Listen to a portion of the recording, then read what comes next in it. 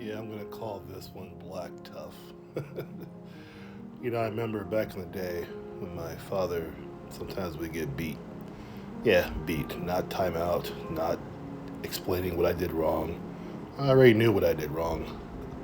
The kids today know the same thing too. They get put in the corner, but we knew it. Sometimes we get hit with that belt. Nobody calls CPS. None of that kind of nonsense you see today. You did wrong, you got hit for it, that was it. But I remember two times where I was embarrassed to get called up by my father. First of all, I'm not part of that 72% of black children born without a father or without a father in the home.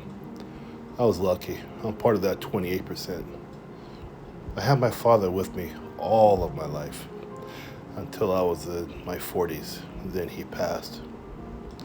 So even then, I knew I was lucky, luckier than most. But I remember one time, I was about 8 years old, went to the barber shop, got my hair cut. Now, the black barbershop experience was like it is today. I always remember it as being fun, busy, a lot of loud talking, eating. My father had this deal with the barber where he would bring him eggs to get my hair cut. My father had some money, but that was a deal they made. 2 cartons of eggs for a haircut. So we get my haircut, and we start walking down the street. And I saw this black man, maybe in his 30s, and I just walked on past him with my father. And my father, once we got past this man, my father hit me on the back of the head, a sharp hit, pakow. It wasn't a spanking, it was a hit in the head. And I looked up at him.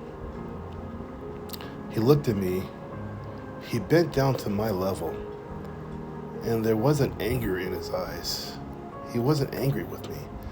He looked ashamed, almost embarrassed. And he said to me, "When another black man passes you by, you always acknowledge him, always." And from that day forth, I remember that lesson. And I kept it with me. Now, I'm not going to divert about the talk all black fathers have or black moms today with their sons about the police. We've all had that talk, you know. This video isn't about that. It's about acknowledging another black man when you see him. And so, to my dad's disappointment, I no longer always follow that rule. And it's simple. It makes sense if you follow me. There are, in my mind, 2 types of black men in the street when you see them. The first type I look for men over 40, black men over 40, who I acknowledge, and I get that same look for them, like we can say, okay, hey, how you doing, what's up, whatever, but we do acknowledge each other, always. And then I have the young black guy, usually 30 and below. They have no idea, no clue how to acknowledge another black man. What I get sometimes is a hard mugging, like they want to kill you or something.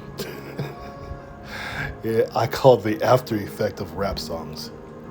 They really think those songs somehow should emulate their behavior in the street. So I get the hard mugging look, the tough look, the tough guy look, that hard look. And then I get the other types too, who don't have any idea how to even say hello. It's like their tongues are cut out. They look at you, they keep on walking.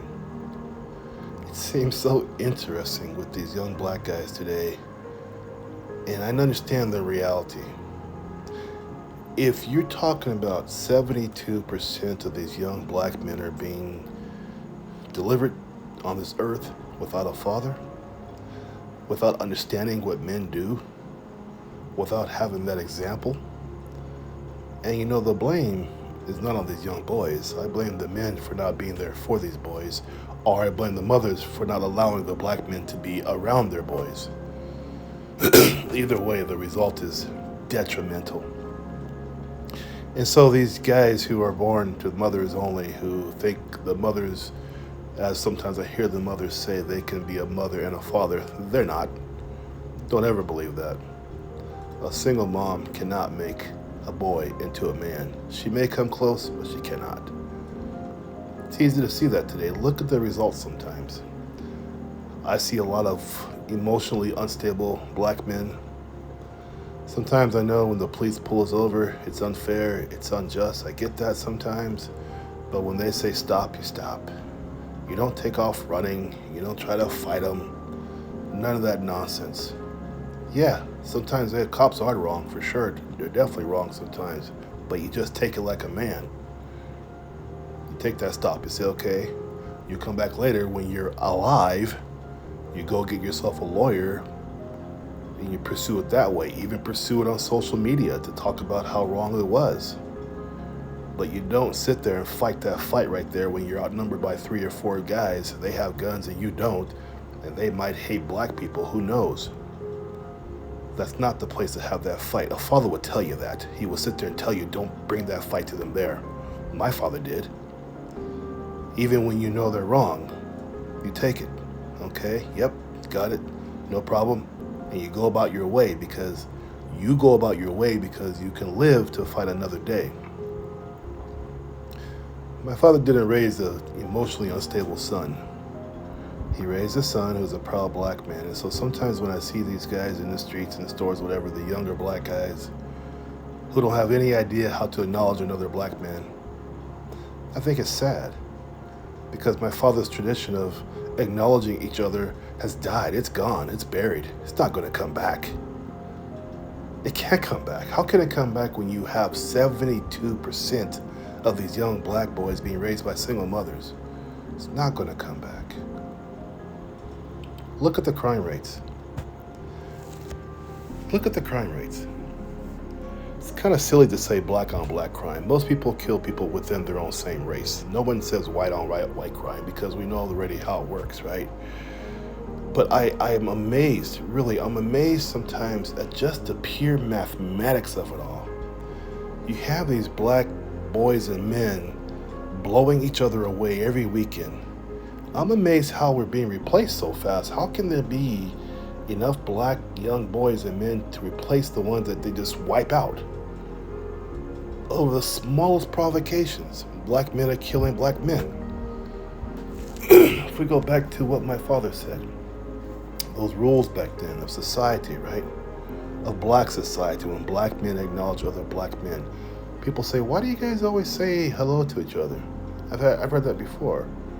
Well, for us black men over 40, we say it because we understand the struggle. We understand the fight. You can have the richest black man around, he still has a struggle. You put him inside of a Honda Civic, even a Mercedes-Benz, whatever, 11 o'clock in any big city, he could be stopped just for racial profiling. Just for that alone. So when people over 40 who are black men say hello to each other, we understand the struggle, we understand the fight, and we're simply saying, hey, we're in this together. I'm also a vet. When I see another vet, I know he's a vet, I'm a vet, I always say, hey, how you doing? It's good to see you. It's a way of acknowledging that brotherhood. So my father's tradition he taught me, the custom he taught me, I've had to bury that. And I've had to be selective with that. So now when I see a black man over 40, I always acknowledge him and he always acknowledges me back. It was just something that we know. But black men under 30, I look at them twice, see what they're doing, just to make sure that they understand, hey, how you doing? But many times they don't even know how to acknowledge you. They have no clue. That is a tradition that is no longer passed down. It has died in the single mother house. That's what happens to those kind of traditions. My father would probably be shocked to see these young guys mugging, looking all hard to older black men like myself. He would laugh because he knows what tough black men are all about. And it's not today. These guys with their guns instead of their fists, believing the rap songs and lyrics are real, you know. dressing a certain way, got their pants past their butts, supposed to be cool and tough, you know, he would just be disgusted and sad, and that the whole devastation of the black family, the black man being absent on his own fault, also because of the situations of single black mothers as well. I'm not going to sit here and blame black moms for everything. I'm going to say, where are the black men too in those homes? But the end result is this. I can no longer look comfortably at young black men and say hello, because I don't know what kind of stare I'll get back, what kind of hard mugging I'll get back. Yeah, sometimes I get the hello, sometimes. But men over 40, us black men over 40, let's keep on acknowledging each other. Let's show these young guys how it's done. We don't need rap records to show us to be in the same team. We don't need to have our pants down to our butts to show us we're on the same team. Don't need to go around cussing and saying things to each other that are derogatory to be on the same team. We just need to be proud and black and be constructive and smart. That's what we need to do. So if you're a young black guy under 30 and you see another brother say hello to you, say hello back. Especially if it's an older brother like myself. Say hello back, show a little respect, and you will always get respect from me. To the brothers over 40, thank you for doing what you're doing, and keep on keeping on. Thank you.